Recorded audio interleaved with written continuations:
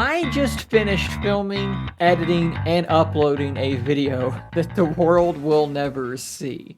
Because in the last maybe quarter of that production, I realized I was approaching this story from the wrong angle. There was a tangential story worth telling. The center of this is a new feature added to Microsoft's CoPilot application on Android. And where we're going is back to Surface Duo 2 in this instance. So let's first talk about that feature that was added. If we go to CoPilot in the Google Play Store and we scroll down, you're going to want to join the beta because that's how you're going to get this feature. From there, if you go into your settings, and this is true of any device, not just my beloved Surface Duo. If you come down to, where is it at? Applications, and then let's go to Default Apps, and then Assistant App. You can now actually set CoPilot to be your default assistant. Well, what does that mean? Unfortunately, it's not as good as you might be hoping. Basically, whenever you trigger the assistant, it's just going to launch CoPilot. This is not quite the same thing as you get with Google being set in that spot where what will happen, I don't know why I just tried to trigger that like this was my Pixel Fold.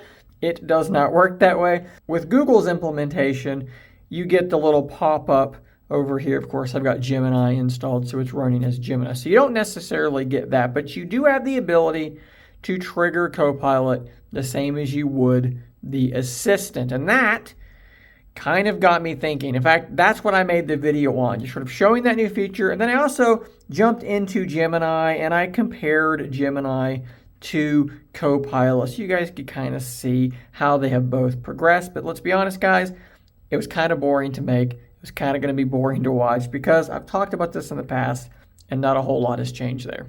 And it was during that process that I mentioned that with Gemini, you can have it grab the screen that it's popped up in front of, which could include a web page, and then have it work off of that web page. And with CoPilot, you're going to need to grab the link to that web page unless you're using the Edge browser. And that kind of got me thinking about the fact that Microsoft has continued to build a pretty decent little ecosystem on Android, and they have no phone that they're currently producing to put that ecosystem on. And that's basically what this video is now going to be about. The failed promise, the potential that was here that was never quite realized. This device was hamstrung in the beginning by its software, but now looking back at where things finally arrived to and looking at what Microsoft has continued to build, it appears to me if there was ever a time for Microsoft to have their own phone, it seems as though that time would be now. And yet we live in the world that we live in where this guy is no longer really being supported. And look, before I dig into this, I'm not going to sit here and tell you that what they have done and where things are is perfect. I'm just pointing out the potential of where we are. So what does this device have right now? What would an Android device, specifically this Android device, what would they have at their disposal if they were going to only use Microsoft's software? Well, first off, you've got a pretty darn impressive web browser. The Edge browser works really well. In fact, you can even install some basic extensions on it now when you're talking about using Canary. CoPilot is built directly into this browser. This is actually a relic from that video, which is now gone. Let's start a new topic. I love the fact that CoPilot is right there. Chrome needs to do this. Gemini needs to be built in so that I can quickly grab this and ask it questions and have it use this web page as context. I don't know why that does not seem like it wants to work. You have to be very precise in your tap. They have one of the most impressive beginnings to a competitor for the assistant / Gemini. CoPilot is excellent. And when you use GPT-4, it only gets better. And in fact, for a lot of things, I like the answers that this app gives me better than what Gemini gives me. And they've even taken that first step towards integrating it into Android as a true assistant replacement. Going further than that, you have a true Gmail app replacement with their Outlook app that if you expand it across both screens or you're using it on a tablet, you have this awesome dual panel setup where you have your list of emails and then the active email over on this side. You have a note-taking app in OneNote that is among the best on the market, and it has that similar dual panel layout. It works really well. You can even ink with it if you have a compatible pen. What about for gaming? Yeah, you've got an app for that too. You can actually stream full console games directly to this device. Now, in this instance, it's telling me that it needs a Bluetooth controller. No big deal. Those things exist, but you can stream these games to this device. And again, it works pretty darn well. I'm not going to show you this app specifically because it doesn't really make sense to, but link to Windows. This thing will actually hook up with your Windows computer. You can text from it. You can see your photos recently taken. You can see your notifications and actually affect those. You can take phone calls on your computer. Link to Windows is really useful. You can also stream this thing's screen directly to said computer. They've got their own to-do list app, which guess what? Also does a pretty good job of using both screens. As you can see, I'll make a little test task there, and you can see exactly how that would work. These things are optimized very well for this phone. And that's not even to mention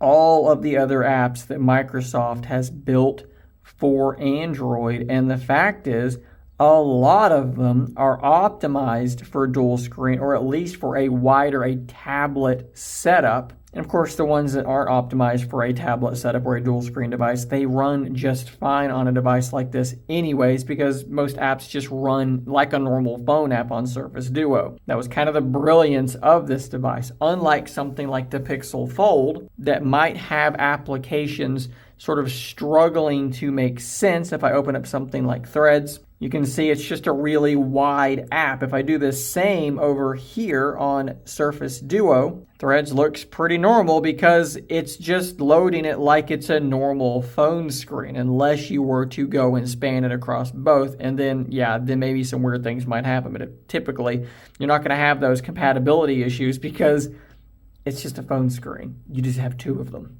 When I start digging into stuff like this, it genuinely fills me with this.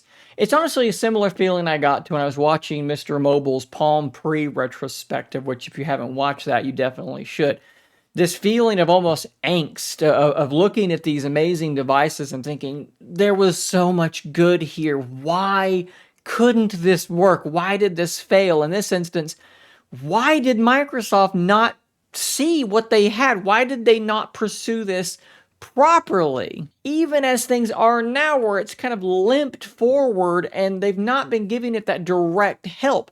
If you were to suddenly snap your fingers and phones like the Pixel Fold, a folding OLED screen, they no longer existed. I only could go to an old school, I don't have one near me, but a slab style phone, but Duo still exists. My sim is probably going back into my Surface Duo 2 all these years later because it got so much right. And what's shocking is that the software, the version of Android that it now runs is in a good place. It's not getting new features anytime soon, but it's stable and it works really, really well now. And Microsoft has continued to develop Android apps with no regard to this thing's existence, but they still do continue to benefit this. And of course, you know, Android has done things as well. Google has done things for Android where this thing has continued to get new features as well. So this device right now is the best it's ever been. Just imagine where it would be if Microsoft took it seriously and actually stuck to their guns with it. Can you even imagine? There's a reality somewhere. There's a parallel universe that we were not lucky enough to be a part of where there's a Surface Duo 3 and it's a souped up version of this thing with two screens, and it just got, Android 14 a couple of months ago, and it's just absolutely rocking and rolling, and it's such a bummer to me sometimes to interact with this device because whenever I do, I run into things like this where I'm like, man, this was so good. This is still so good. I was just thinking about how my Pixel Fold is, it has become one of my favorite phones of all time. And I was thinking, is it higher in my ranking now than my Surface Duo 2 was when it was in its heyday? And I was thinking, it's got to be getting really close. But then I mess with this device and I think they both had that je ne sais quoi. There's just something to them that I can't quite put my finger on. There's something special about both of them. Neither one are perfect, but there's just something there for both of these devices. And the thing that the Pixel Fold has over the Surface Duo is that Google is continuing to release updates for it. They're continuing to give us bug fixes and new big features. And while they're not coming as fast as we might all hope that they would be, they are still coming. It is still getting better month by month, whereas Google had their special device and they never supported it properly, and then they abandoned it. Guys, I could rant about this forever, but I'm not going to do that here. I'll leave you to do that in the comments down below. Subscribe for more content just like this, and until next time, stay nerdy, my friends.